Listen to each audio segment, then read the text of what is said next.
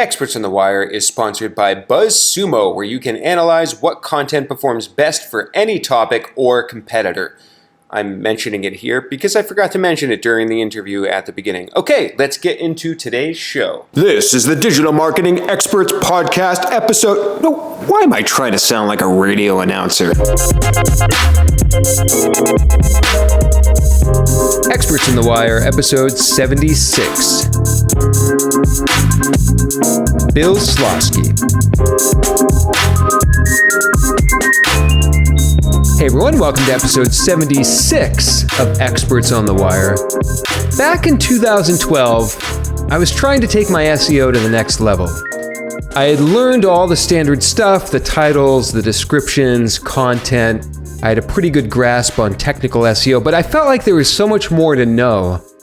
That's when I discovered SEO by the Sea. It's a blog that dissects, distills, and analyzes search engine patents and talks about how they might relate to the work we all do as SEOs. Because of this blog, I didn't have to struggle through all the jargon, the legalese of the patent world. I didn't even have to figure out what patents to start with because just finding the patents alone is a task in itself. So I read through all the posts I could on SEO by the Sea, and I did spend some time actually reading through the actual patents, looking at the diagrams as well. And you know what? There were two things that I saw about knowing patents that really helped me with my SEO work. Number one, I had a much deeper understanding of how search engines might work, how rankings might work, which immensely helps you when you're trying to diagnose ranking issues, traffic drops, come up with strategies.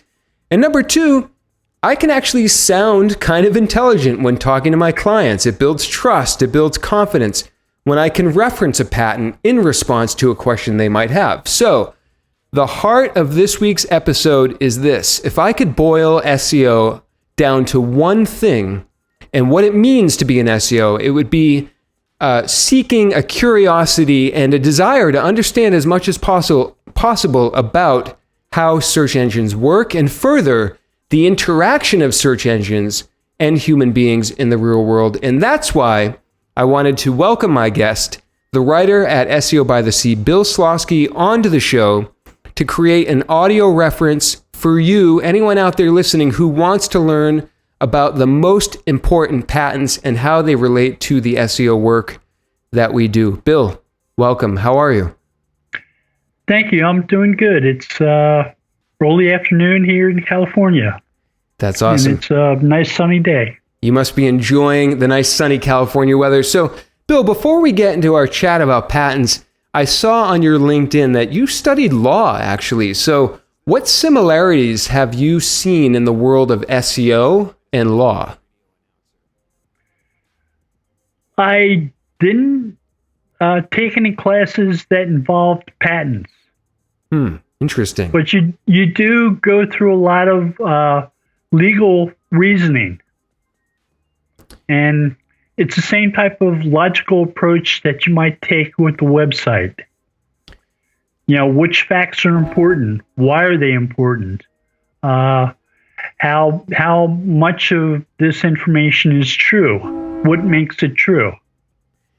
So you're saying it really teaches you how to think in a way that you've really carried into the world of SEO and the work that you do there. So I'm also curious, and I asked you right before we hit record, how long have you been writing about patents and studying search patents on your site, SEO by the Sea?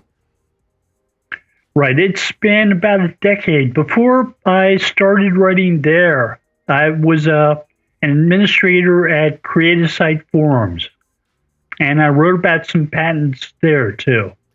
And I'm also curious, how did you first get into SEO to begin with? Were you working on websites? How did you get into search? I had a couple of friends who started a business. They started an incorporate in Delaware business.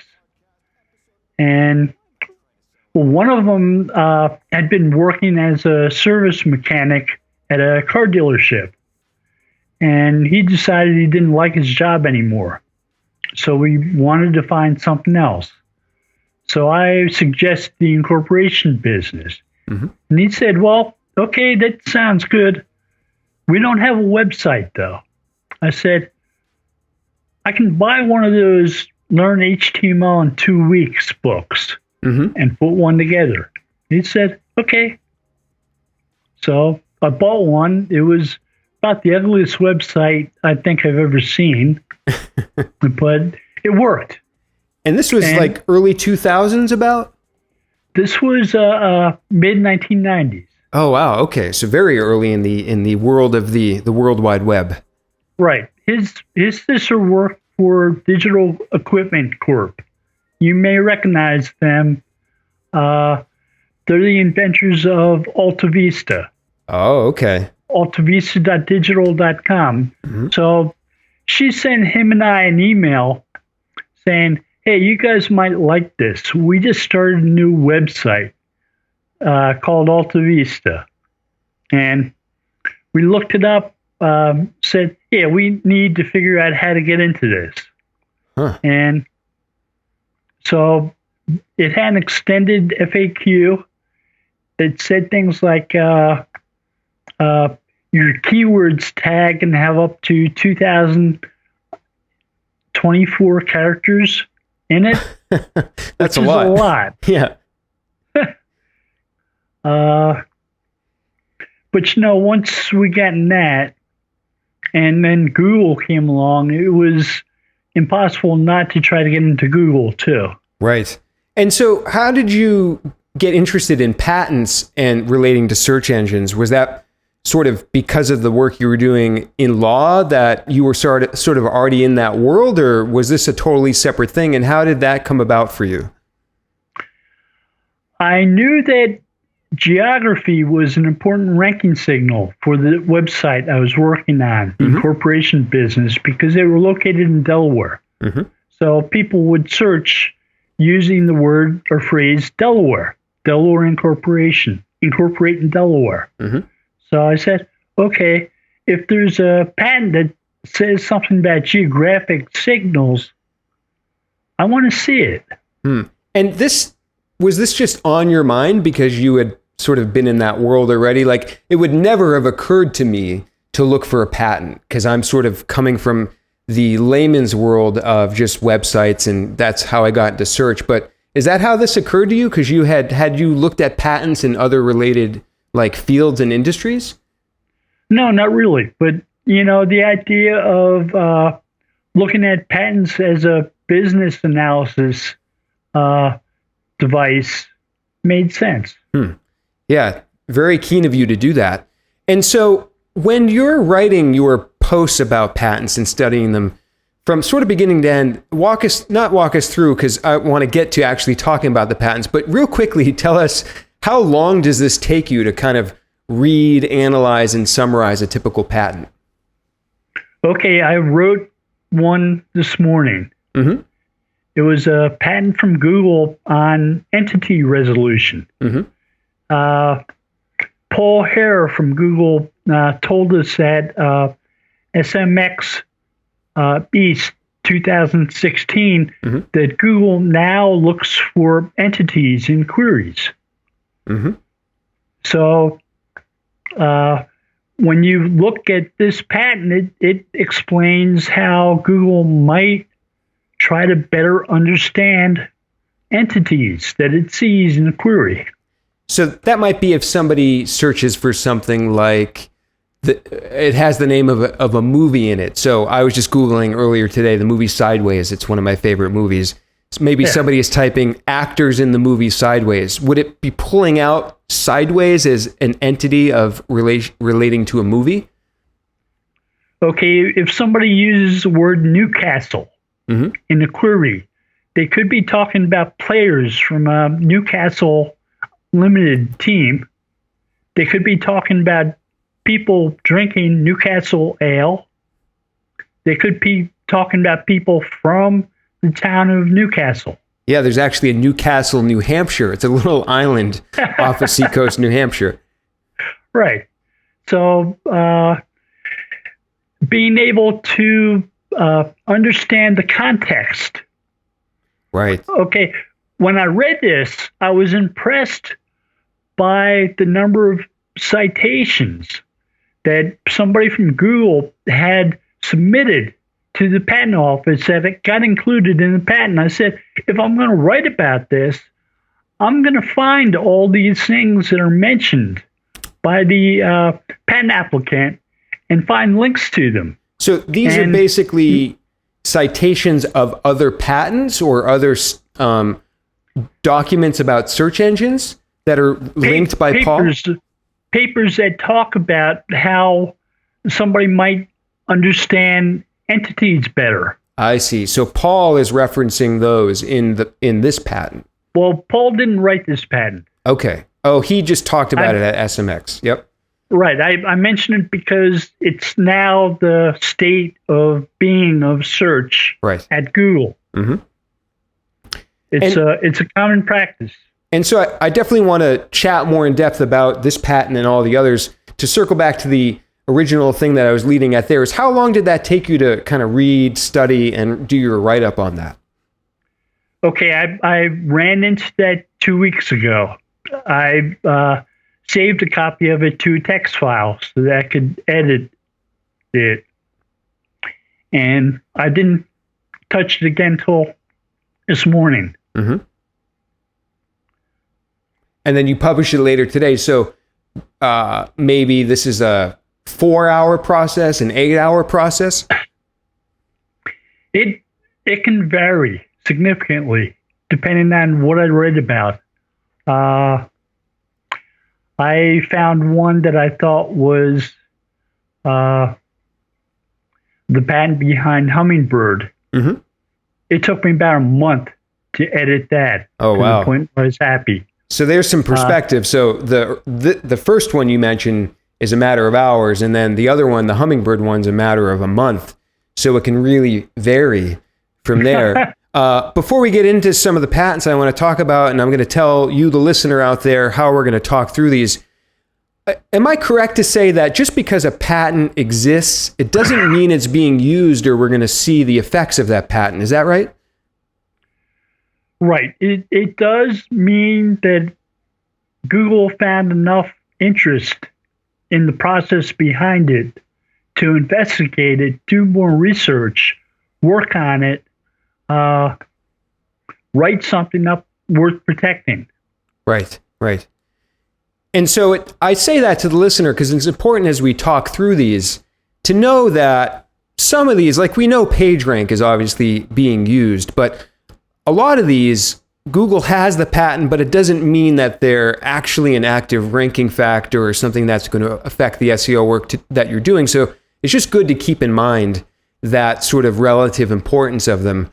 So what we're going to do is walk through. I have a list here, as Bill, as I mentioned to you as we beginning our call before I hit record. I have a list of a good 15 to 17 different types of patents, and I know we might not get through all of them in the show. So if we need to do a follow-up, and if the listeners want me to bring Bill back on the show, I'd definitely be glad to have him back and get through these. But what I'd love to do is, in each patent that I talk through here that we discuss together, I'd love to go through, Bill, have you do a bit of a description about what it is, to give the listeners some background on that. Tell us where we might see them manifest, and then we can talk about any SEO takeaways, action items that people can consider doing when they're doing SEO. And I'm also going to link to some references in all of these patents in the show notes at evolvingseo.com/wire. Bill has 2 posts, which you should all check out. He has a list of the top 10 search patents, which I will link to, and also a post that you have called from 2014, the Incomplete Google Ranking Signals, which lists out a lot of important elements from patents that may impact actual rankings in Google. So let's jump into these patents. And of course, you probably guessed it, Bill, I want to begin with the ultimate, the PageRank patent. And I know a lot of people are sort of familiar with PageRank, what it might be, but I want to just really start from step 1 and maybe just give a quick little description of what the PageRank patent was and, like I said, where we might see it manifest out there today. Okay, that's difficult because there's actually a provisional version of the PageRank patent that Larry Page filed first. I found a copy of at the USPTO pair website hadn't been published publicly, but it shows search results that had PageRank numbers next to them, including, one of the PageRank numbers was for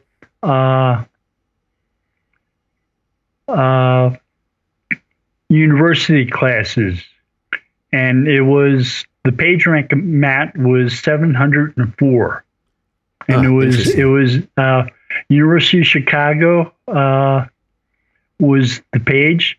So at one point in time, search results at Google could have had PageRank in the search results themselves. And that's very interesting alone, but also we all know publicly PageRank to be a 1 to 10 scale. Anybody doing SEO should know that that's obviously not as basic as Google has it internally. But this, right. Are you thinking this might illustrate maybe they had it on a 1 to 1,000 scale? Maybe it gets that granular? The 0 to 10 was to display a proxy of PageRank for ease of use, to make it easier for people to see the toolbar and see that how much green is filled up. And if it's all the way filled up, leave that it's 10. And if you've ever done SEO on a website that's a PageRank 9 and had a chance to link to that from that to other pages and saw that they would almost instantly turn to PageRank 8 pages, it's pretty incredible. Wait, so the page linking out would drop in PageRank? The page linked out from a PageRank 9 page would become a PageRank 8 page. Wow, so it would lose PageRank? No, it would start at 0.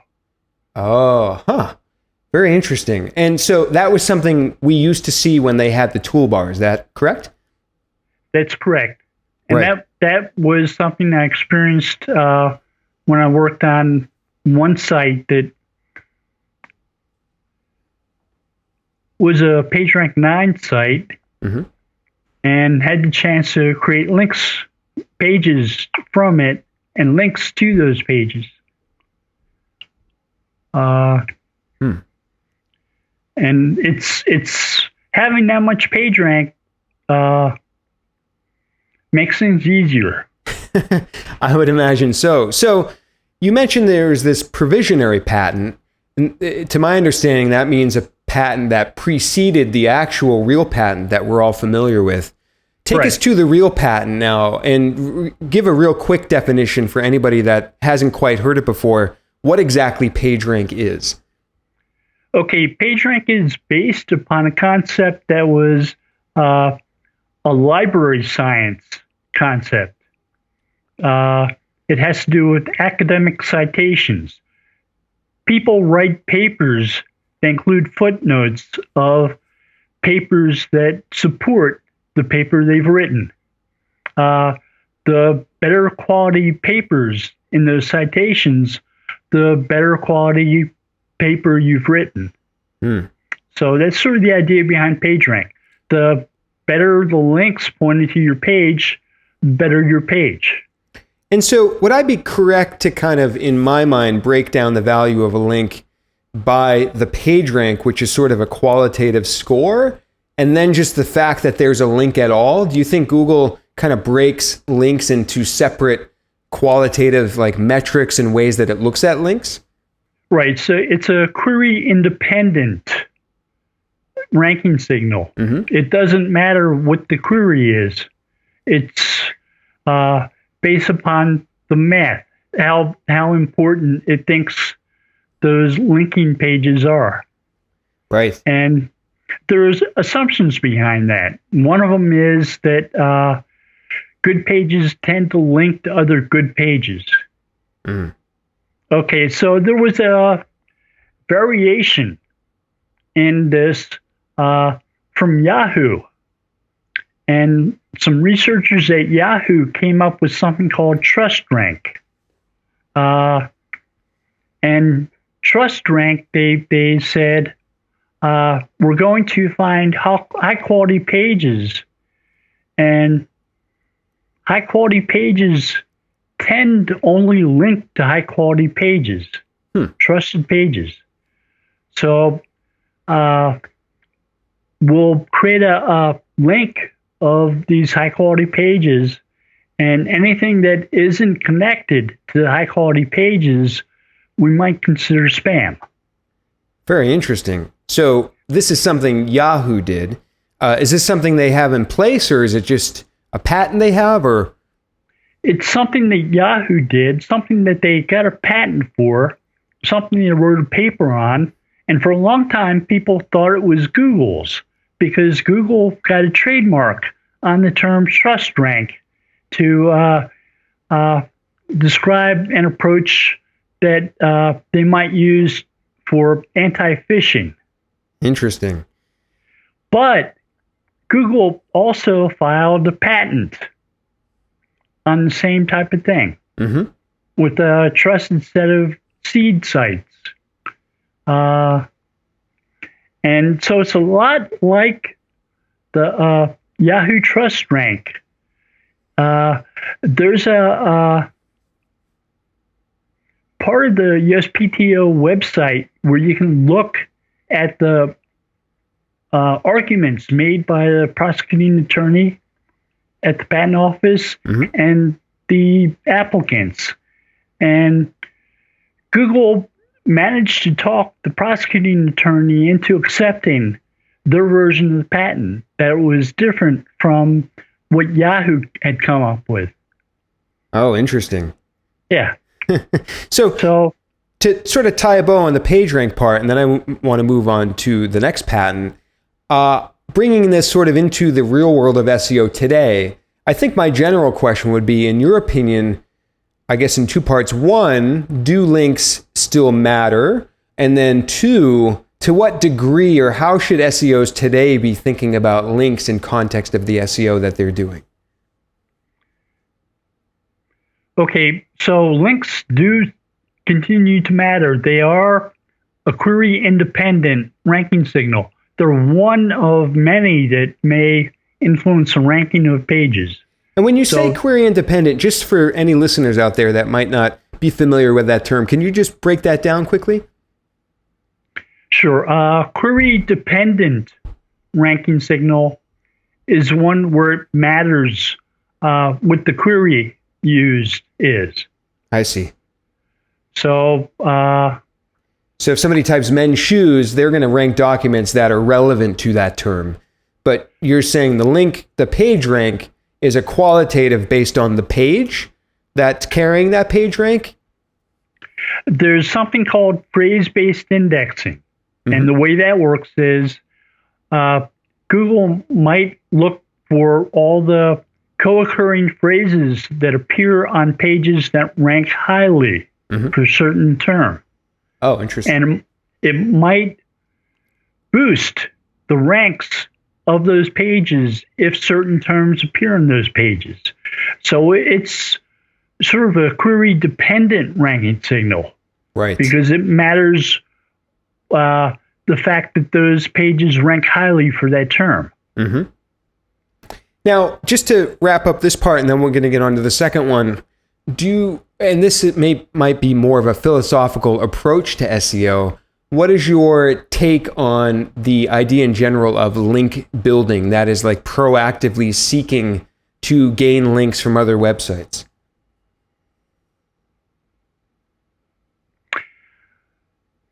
I've had significant success with publishing things that are newsworthy and getting links from.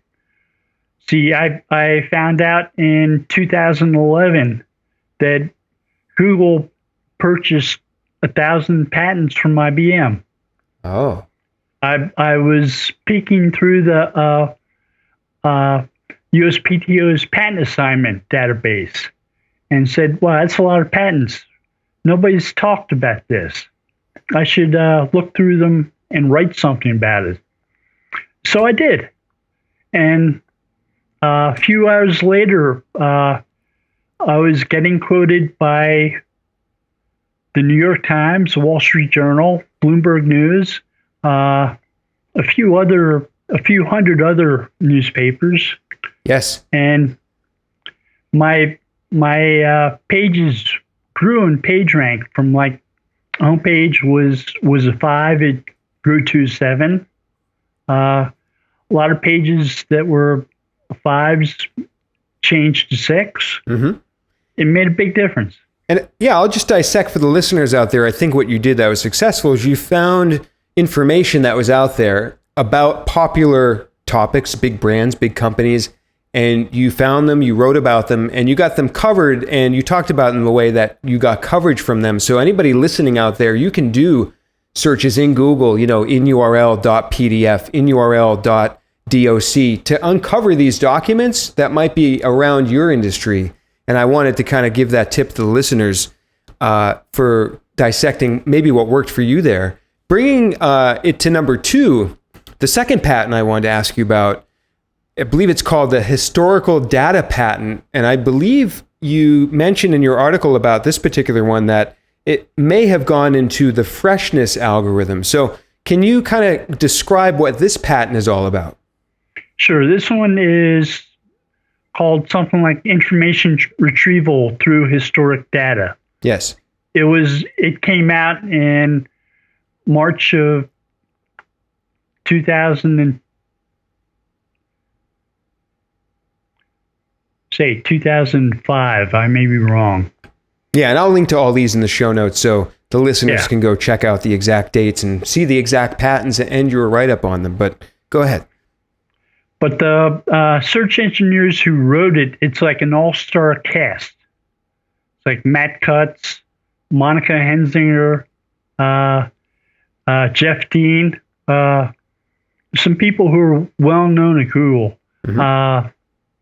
And they talk about pages that might be spammy or might be stale and how to identify those and filter them out. Mm-hmm. And so real quick for the listeners, a filter is, and correct me if I'm wrong here, but is a filter when they run the regular rankings, but then the filter is applied on top of those and pulls the bad results out. Is that the basic idea of a filter? That is the basic idea. Okay. And so this patent, in what are some of the ways that they talk about identifying these spammy or stale pages?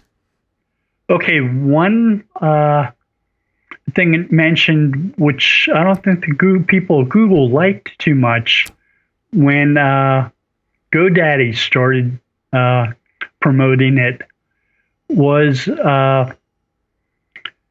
it said the length of domain registration can have an effect on SEO.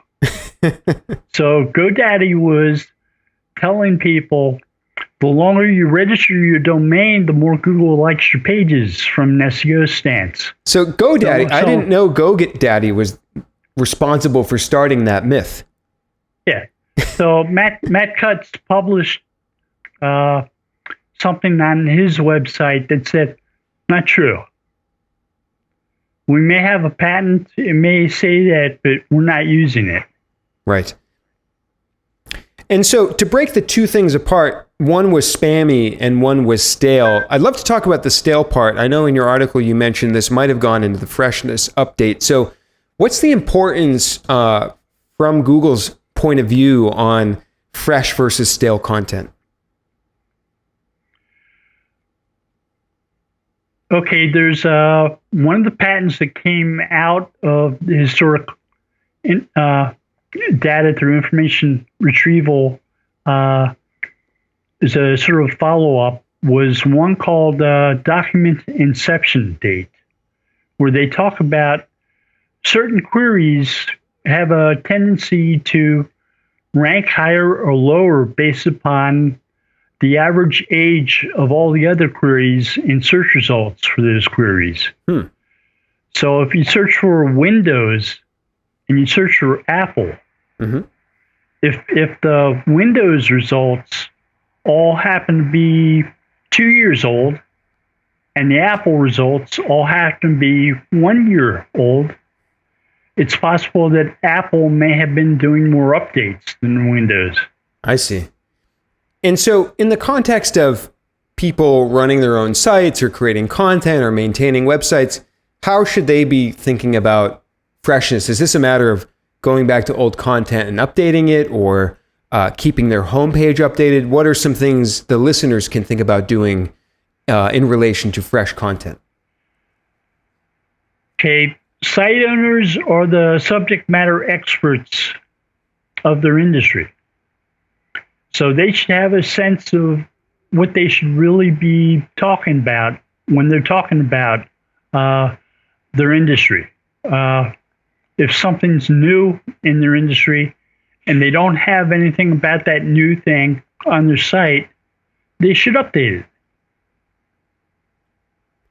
So do you think Google looks for that? Do you think Google sort of categorizes a website and says, oh, this website's about coffee, but they're not talking about, no pun intended, the fresh new topic in coffee? Do you think Google's actually looking for signs of sites that are in a particular industry or topic and then picking out which ones have the newest information? Is that am I kind of getting how they might be applying that?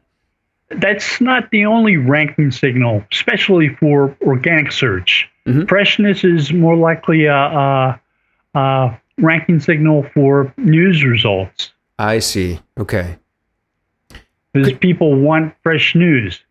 The one myth and bad practice, in my opinion, that I saw, the freshness, query deserves freshness, maybe that's not even the same thing, but the whole idea of freshness sort of perpetuates, even to this day, is this idea of publishing quantity of blog posts. I see so many sites, they think that just pumping out content, thankfully it's not happening as much now. People are coming around to that, but that's sort of one of the things that I think this idea of freshness sort of perpetuated.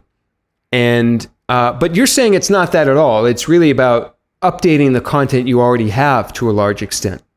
Right. If you've got pages on your website about the Magna Carta or the Declaration of Independence, mm-hmm. and nothing's changed with those two documents for more than 500 years, you don't need fresh content about those pages. Right.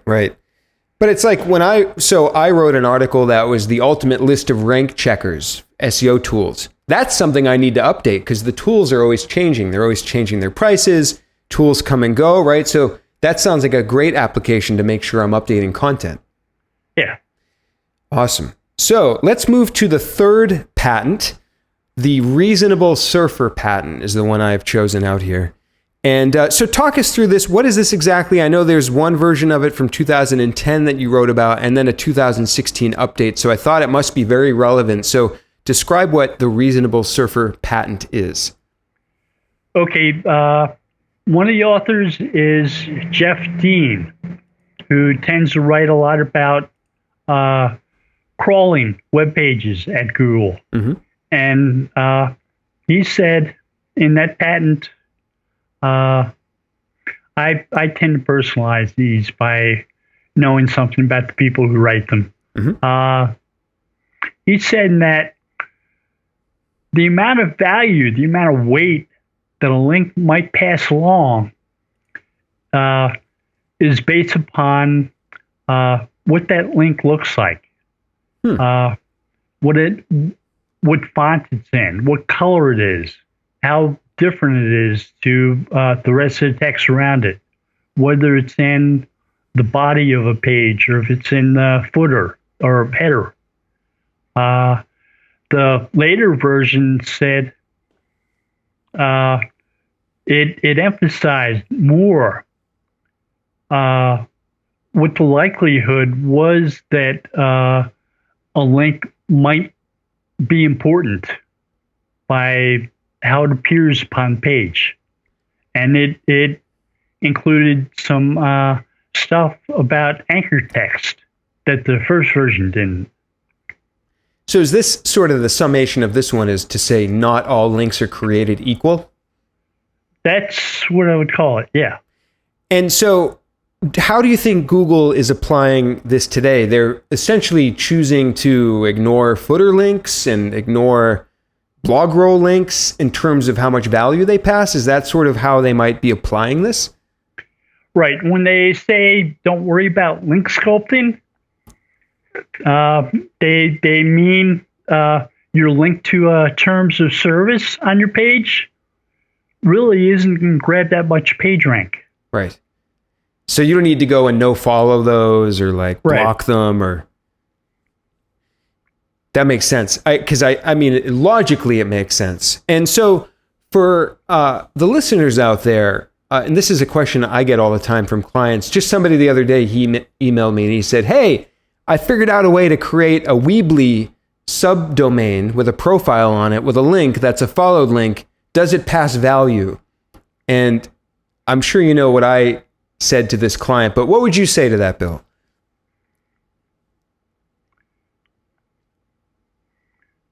Does a link on a Weebly profile that he self-created, does that pass SEO juice, as they might say? How can they tell whether or not it's connected to him? The interesting question. So by connected to him, how do you mean? I would use the word affiliated, not like an affiliate, but affiliated mean under the same control. So he is the one controlling the link. Can they tell that? My guess is probably, because who else would go create a Weebly subdomain profile for him? Yeah. And so I think the question on your side might have been slightly rhetorical, right? You're basically saying Google can tell when these links are self-created? Google can tell and can say, we're not going to count that one. Right. So my question might have gone a little askew from the reasonable surfer. So is that's not the reasonable surfer at play at all? That's just Google detecting when the links are being self-created? That's a wholly different patent. It talks about affiliated links. Interesting. Well, I wonder if that will come up in my list. Do you happen to know the name of that one? It's got the word affiliated. Okay. I'm not sure if I have that, but interesting. I'm glad we hit upon that. Yeah. So let's go to number 4. As I'm noticing, some of these patents have very straightforward consequences and some might have more details that we can get into. Number 4, I chose out the rank modifying spammers patent. And I think maybe this was possibly connected to the Penguin algorithm. So is that true? And what is this patent? This patent says that Google might watch as you make changes to your website, and it might not produce the results that you hope it will. It might provide a transitory rank that may be less valuable, maybe more valuable. But it may make something up at random. Interesting. So why? And I'm sorry to interrupt. Maybe I'm jumping, but why might they be doing that? Because they want to see what you'll do next. They're playing a game of chess with us now. Yeah. That particular patent was possibly one of the most linked to on my website for a long time. Yeah. By the way, I found some of these patents. I'm such an SEO geek. I went to Open Site Explorer and went to the top pages report to see your most linked articles. I figured those would be the most important to talk about. We're getting very meta with that. But so is this like where you might see if you're running a site or doing the SEO, you make a change and it doesn't help your rankings in a way that you might expect? Is that sort of like what brings about those types of frustrating situations? So then you make another change. It's a lot more spammy. Oh, I see. And Google says, okay, now we can penalize you because we know you're spammy. So they basically set a trap for you. Pretty much, yeah. So does this not relate to Penguin, this particular patent? Is it at all connected? No, it has nothing to do with bad links pointed to your site. Okay, got to update my notes here. I'm not sure where I got that from, Bill. Yeah. All right. We'll probably get to something relating to Penguin. Okay, so the big takeaway on this one is that if you're, is it, with that knowledge, is it now smart to, if you make updates, to then wait a little while? Or should we not even be thinking about that, just business as usual? I think Matt Cutts, a week or so after I published that post, came out with video and said, just because we have a patent on something doesn't mean we do it. I remember that. Yeah. Do you think that was him bluffing, or is it really too hard to tell? Impossible to tell. Yeah. And I think that goes back to the disclaimer at the very beginning. Is it's very interesting to know what Google might be doing. And I think the whole moral, just to step back for 1 second, that I get out of this, Bill, and maybe you do as well, is just the putting yourself in the search engineer's shoes to understand the problems that they face being a search engineer and trying to understand that point of view. Because I think as SEOs, it's very easy for us to sit here and say, well, Google's evil and they're just trying to mess with us and hurt our rankings. But I think trying to understand from their point of view really, like I said in the intro, makes me feel like a better SEO. So, Bill, I have sponsors on the show now, and I'm going to take one moment. I forgot to mention them up at the beginning. I'll have to go and edit that after.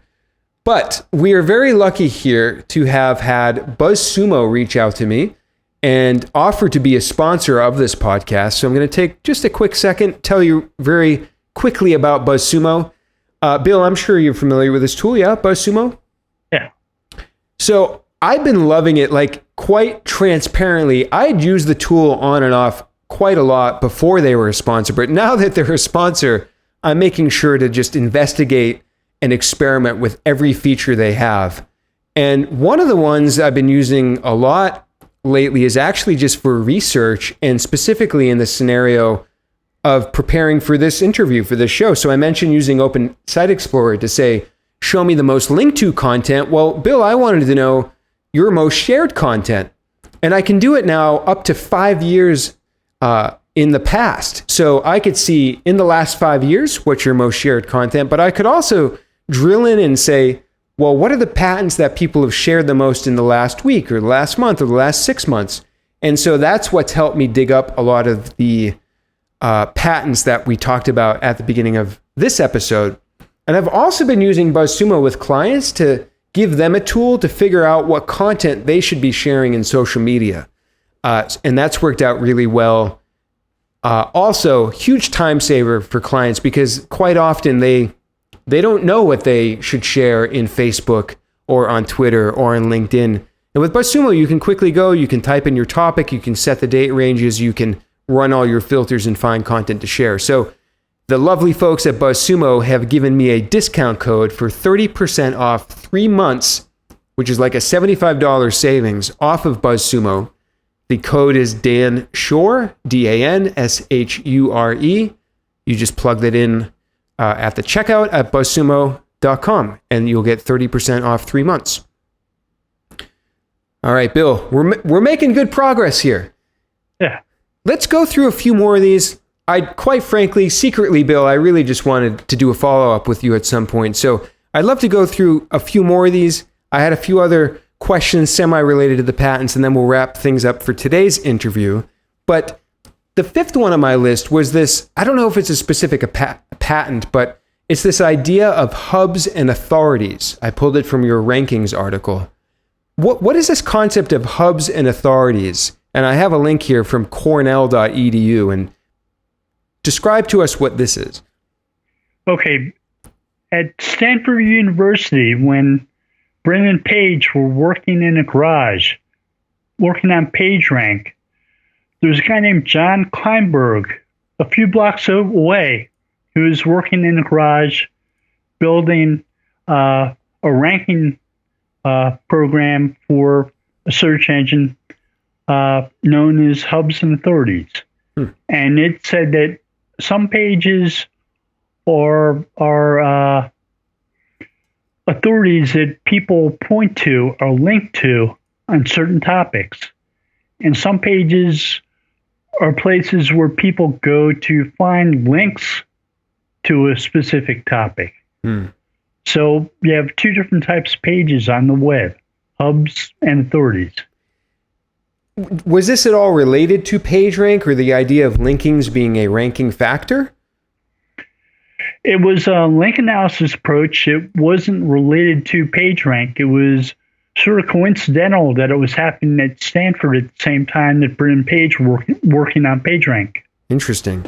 And so when I hear hubs nowadays in the world of SEO and content, we might talk about creating a content hub around a topic like coffee. You want to rank for coffee, create, the hub for that, and then all the articles under that. Is that the similar definition to hubs in this context?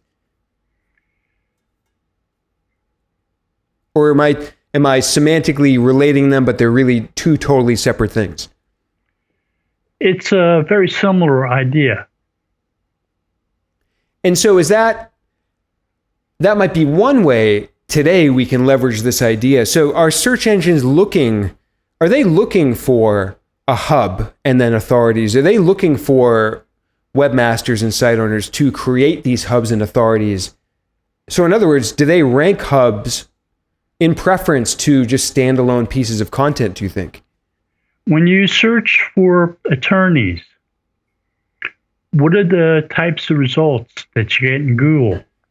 I don't know. Let's do it right now. I haven't had to look for an attorney. Yeah. Ever. Just a disclaimer.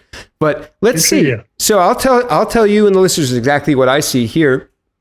I've got a 3-pack map. I've never seen this before, Bill. I've got a knowledge box card on the right that says lawyer occupation. I've never seen that. I wonder if this is, maybe I'm just completely in the dark here. I don't know if that's new. But then I think to your point, number one is Wikipedia. And then I see lawyers.findlaw.com. Then I see justia.com. I see the 3 top stories cards. Then I see some individual law firms under that. And I also see attorneys.com. And I see what I think are still in-depth articles, WashingtonPost.com, Politico.com. That's what I'm seeing here. And I imagine it's different because of personalization and localization. So to a degree, it's focusing upon returning sites that are hub sites for attorneys. Right. Because you use the plural. Ah, interesting. If you search for attorney. Mm-hmm. Actually, I did search. I might have misspoke, but I did search singular first. Yeah. Let's see what the plural says. I can't spell. I just typed attorneys, IES, Bill. I'm confessing that to all the listeners out there. So it's a little different. I'm still seeing the 3-pack. Still, Wikipedia is now not on the top. I'm seeing, I did plural and Wikipedia is now gone. Wikipedia is all the way at the bottom of page 1 now, just by making it plural instead of singular. Is that what you would expect to see? My expectation was that you would have sites that had multiple attorneys. I certainly saw at least 4 or 5 of those. Yeah. Very interesting. So back to the idea, and I think you're answering the question by saying essentially yes, that the idea of having a hub page can be a way to rank you for these big popular terms. Are there any other takeaways or action items that might come to mind for the listeners out there in terms of this concept of hubs and authorities?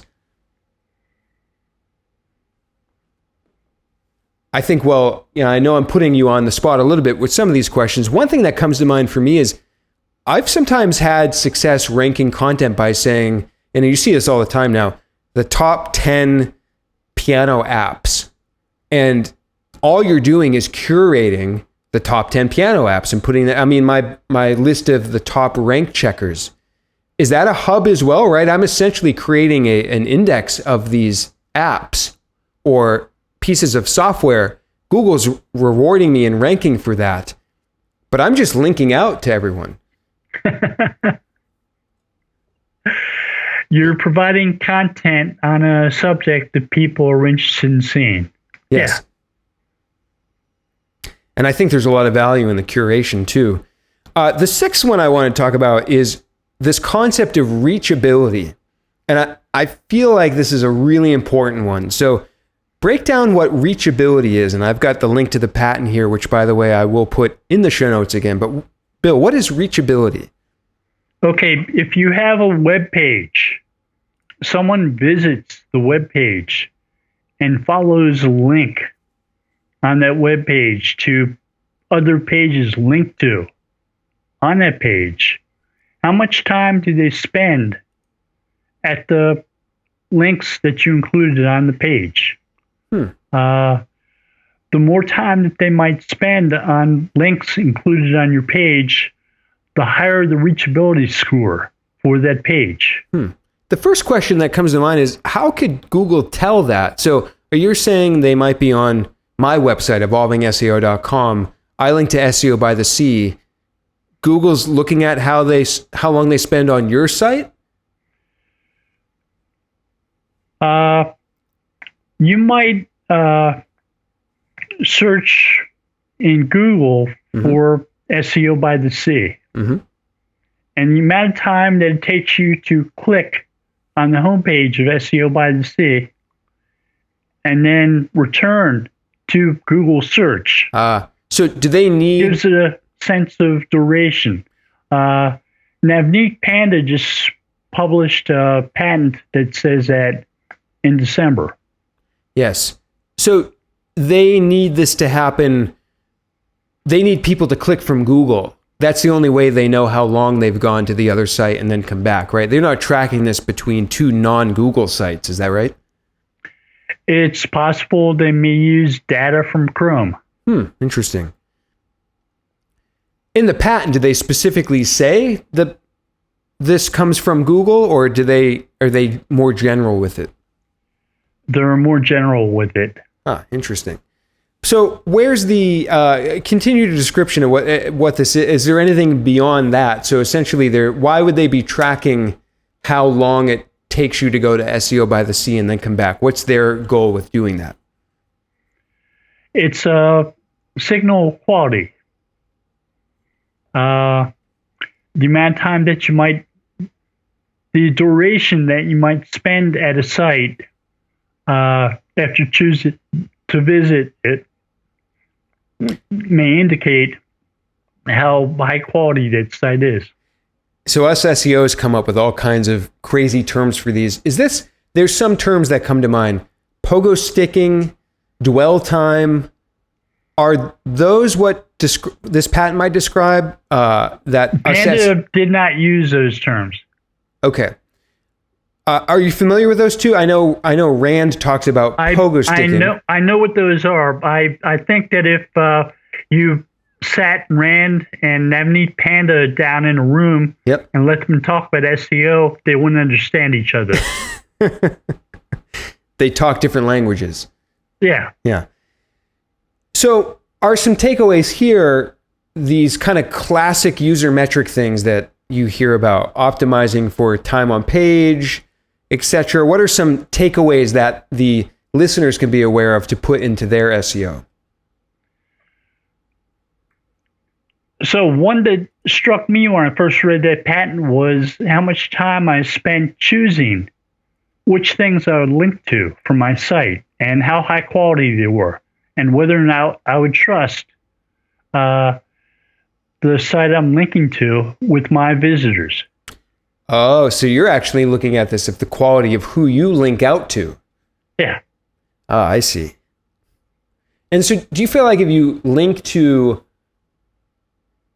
I get asked this all the time. A client says, I want to link to this site. Should I no follow it? How do you feel about this idea of following and no following? I sort of feel like if you if you want to link to a site, that means you should trust it enough to follow that link. I agree with that. And so I love that takeaway. That's not something that I necessarily, that came top of mind for myself. Does this patent also relate to this idea of optimizing for user metrics, for, how long does the visitor stay on the page? Do they, as Rand would say, pogo stick back to the search results and click on another thing?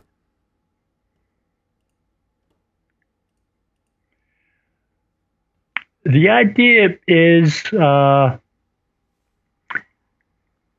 much time do the links on that page take up of a visitor to your site? So it's pretty much a combined look at the quality of what's available on your site. I see. So it's more of a site quality indicator. Right. I see. And so now you mentioned Panda, which we've all heard of with the Panda, whatever people want to call it, penalty, algorithm, update. That's actually, so Panda is the name of the person responsible for the Panda update. And so by the fact that he's one of the authors on this patent, that further connects this to a site quality issue, correct? He's not one of the authors on the Reachability patent. He's an author on a different patent that came out in December. I see. The one you mentioned. Yep. Yeah. I'm trying to keep all my patent facts straight, Bill. That's why I have you here. So I think we should cover a couple more, and then I had other couple related questions, and we can wrap things up after that. The seventh one, let's end on 7. I love number 7s in titles. They get the most clicks, right? The 7th one is phrase-based indexing. So what is this? And then let's talk about how it might apply to the SEO that we do. Okay. In 2003, a woman by the name of Anna Lynn Patterson built the largest search engine in the world called Recall, which indexed the content of the web database, the web, the one where you go look up old versions of your site. Oh, are you saying archive.org? Archive.org, right. Right. And she developed the process that it follows based upon looking for phrases that appear on pages. It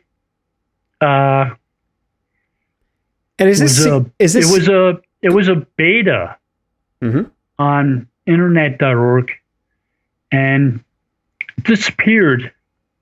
And people assumed that Google bought it, and then she disappeared from working at internet.org and showed up at Google as a vice president of search. Oh, wow.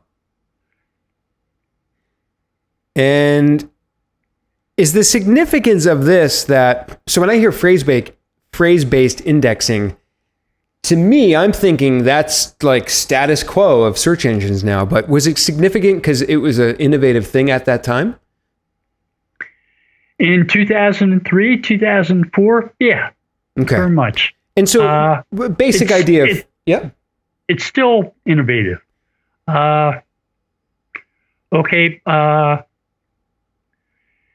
If you have a page that's optimized for baseball stadiums,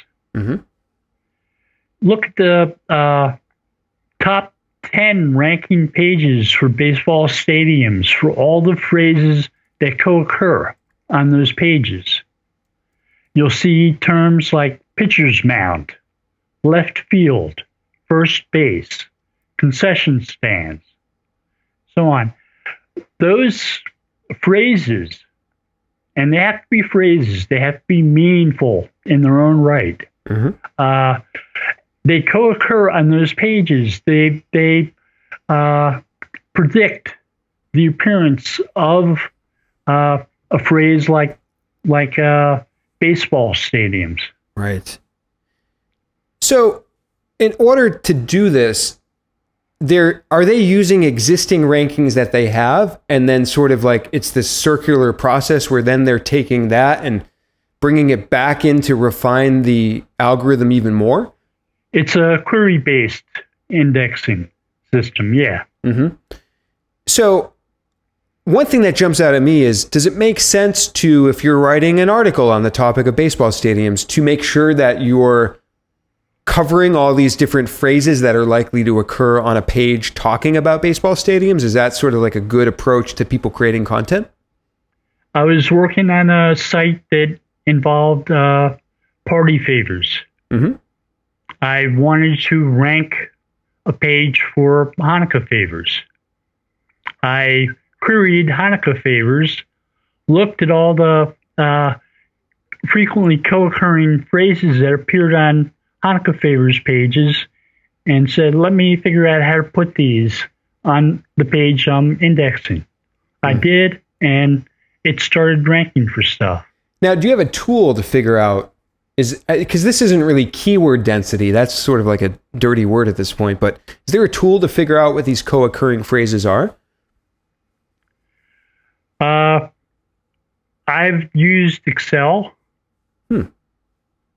Is there like a form? I'm not an Excel wizard like some people out there like Annie Cushing. How do you do that in Excel? Is there like a formula, or is it something, maybe there's a tutorial out there? How would you do that? No, there's no easy way to do that. There may be some sites that offer some tools like that. Mm-hmm. I think there are a couple that use something very similar. I smell a software opportunity here for somebody listening. Create a co-occurring word tool. I would use it. So one thing that comes to mind is, like I mentioned earlier, I'm not a fan of the idea of keyword density. And most people are rubbed the wrong way if you talk anything about, let's put keywords into content. In fact, I kind of push in the opposite direction when I'm talking about SEO with my clients, because I want to make it seem more about the quality of the content. But is there a danger at all of the content seeming unnatural, or really sort of lowering the quality of the content by like putting in these co-occurring words, or are you striking a balance between doing that in sort of a user-friendly content quality way? There is a spam detection using phrase-based indexing patent that says something like, if the amount of co-occurring terms that appear on your page are statistically significant, it's likely that you're stuffing the page. You've scraped content, you've published it to a page, and you're spamming. Mm-hmm. That was interesting. I saw that patent as I was researching for this show. And so basically what you're saying is, if you want to create back to the baseball stadiums page, if you want to create that page, but then you throw in the phrase Fenway Park, have to throw in Fenway Park because I'm out here towards Boston. If you throw that in there 19 times, that's going to cross a threshold where then that trips the spam detection. Is that essentially the idea of it?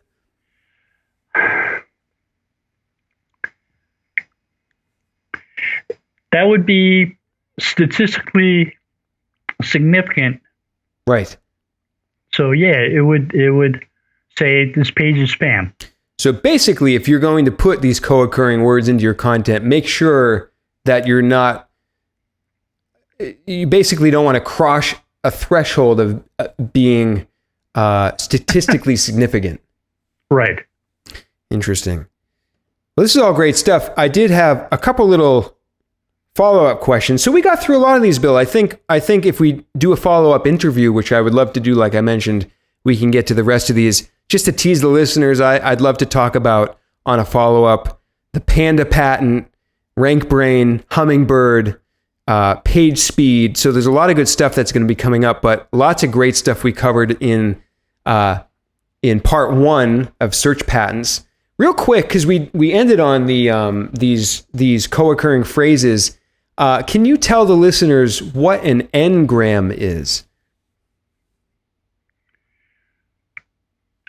Sure, it's snippet. It's content that's broken up into multiple letter groups. So you might have a 3-gram snippet, in which case you may have all the content on that page broken up into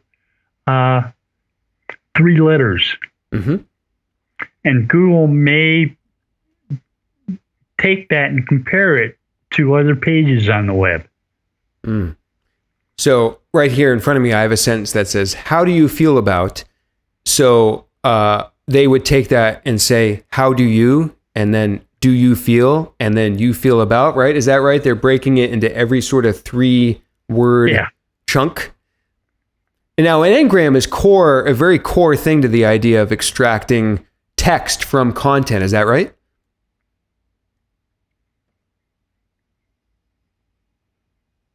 When I was reading and researching it, my impression was this is sort of a pillar of information retrieval.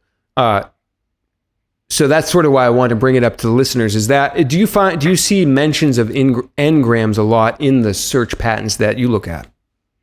It's sort of an old school approach. Oh, okay. Well, again, this is why I'm talking. So n-gram, that's something that has sort of been phased out as far as what the search engineers are pulling into their patents now. Right. Ah, I see. I'm glad.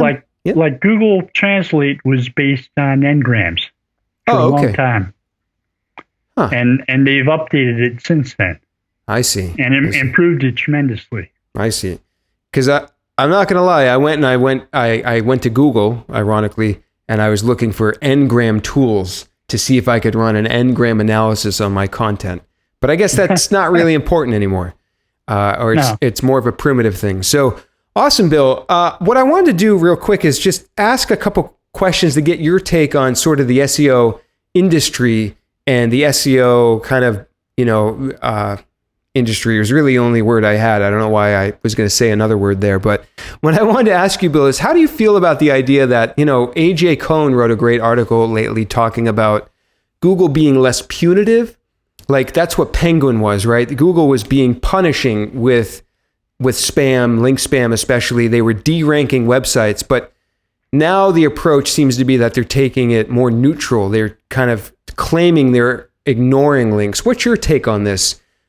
Is that what's happening? Is it good? Is it bad? Just curious to get your spin on it. I was puzzled by Google being punitive.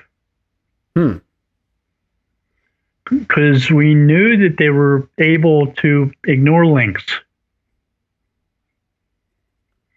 And it was like they were forcing people to cry and tell. Do you think that these punitive algorithms, and again, I'm referring to Penguin, Panda, a lot of them, as my understanding, Matt Cutts was, or at least the face of what was behind a lot of these. Do you feel like they actually helped the algorithm and helped make the search results better, or not really do much of what they were supposed to? I think they were intended to change the public perception of Google. So they were more a PR play. Yeah. Do you think it worked? I think Hummingbird and RankBrain had more of an effect. Really, on the PR effect? Yeah. And in what way? They excited people about machine learning and what Google was doing that was new. Right. That Google was interested in hiring all these people, training them how to use TensorFlow, and learning how to create new machine learning type algorithms. So you're saying maybe this attracted engineers to Google to work on these things that they were trying to solve? I think it changed the public perception of Google. Oh, as a whole, so even for non-SEOs. Right. Yeah, I mean, Google, in my opinion, it's an addictive website, right? And they know that. And so they know that us as users, I mean, we're not always rational, right? I mean, I'm going to Google that. That's just in our dialect now. But you're saying this was almost a sort of a big, broad play to get the feelings and sentiments around Google on a much more positive level again? Sort of like the local guide program. Yeah. The program for local businesses? Yeah. I see. And so you're saying you think it worked in that respect. People have a much more positive affinity to Google now. Yeah. Interesting. I love that take. I hadn't really thought about it from that perspective. How do you think Hummingbird and RankBrain had any effect on us as SEOs and how we're doing our work?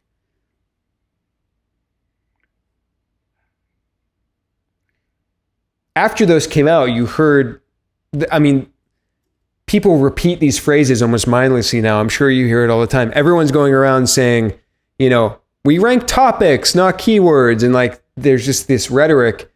Do you think that maybe was an effective RankBrain, et cetera? And is that a good thing? I think there are a lot of people making up things. I agree. I think the idea of topics, and one thing I tweeted about quickly, but I'll want to get your take on this, Bill, is my take is it's really more about the intent and then topics and then keywords. Because somebody typing marketing automation definition or just marketing automation, those have a similar intent. If you like all of these sort of like just topic searches, email marketing, CRO, when people type these into Google, you find like very often the first result is the definition of what that thing is. And so in my mind, sure, you could call that a topic, but it's really the intent, in my opinion. So do you kind of look at things in a similar way? I think of context vectors. What is that? Okay. To a horse, to an equestrian. A horse is an animal that you put a saddle on and ride around. Mm-hmm. To a gymnast, a horse is something at a gym that you perform exercises on. Mm-hmm. To a carpenter, a horse is something that you put wood on and saw. Right. Three different things, same word, three different contexts. Mm-hmm. And so go ahead. Sorry. If Google uses a knowledge base to better understand the different meanings of those words, it can build something called context vectors to build a probability of which meaning someone might look for when they do a query. And so what is a context? Context means the different meaning based upon the need, the intent.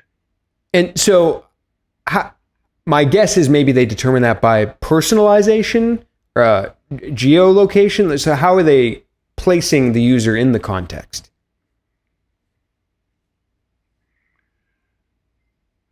They might look at other words that appear upon the same page that might be within the same context. So like if I'm a carpenter writing about a horse, you're going to see nail, hammer.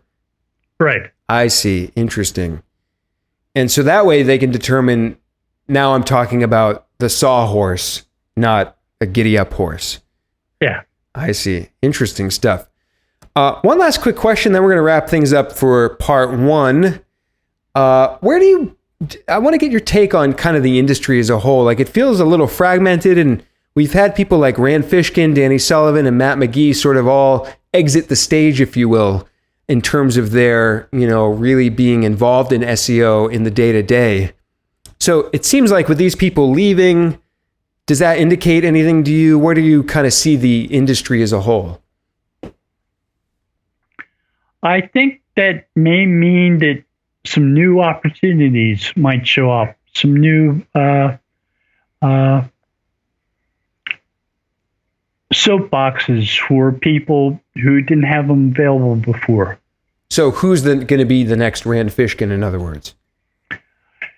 We sort of have to wait to decide who wants to put on a pair of yellow shoes and step up. and get one of those fancy haircuts.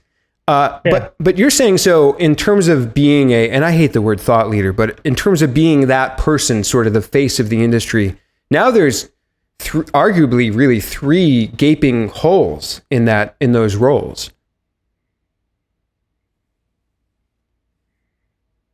I think I should step up. What do you think, Bill? I think it's reasonable. And do you think that's, I don't think SEO is going anywhere. I say all the time, search engines are a part of like everything in life now. So SEO is not going anywhere. But do you think that this is completely unrelated to the idea of SEO, of being a thing? Maybe just it's a coincidence they're sort of all parting ways at this exact moment? I think it's just a moment in time. Yeah. I mean, my real question is SEO dead? No, I'm just kidding. Yeah. Just title any article that and you're going to get a lot of shares, right? Bill, this has been a fantastic discussion. And actually, as I was chatting with you during this interview, I think I realized we had never chatted before. I think it's true. Yeah. This is our first time chatting. And I know I've interacted with you on Twitter a ton, like I said, since 2011, 2012. And Bill, I can't thank you enough for all that you do in the industry and answering questions, direct message for me throughout the years. So I really appreciate that. And I'm grateful for the work that you do. As I quickly wake up my iPad and turn on the outro music here, tell us where all the places people can find you online if they want to connect with you. Okay, I'm at Go Fish Digital, the blog there. I just posted a new blog post this morning. I post to SEO by the Sea. I try to do that at least 2 to 4 times a month. Mm-hmm. And your Twitter and LinkedIn? My Twitter is BILL_Slawski. Same for LinkedIn, I think, too, right?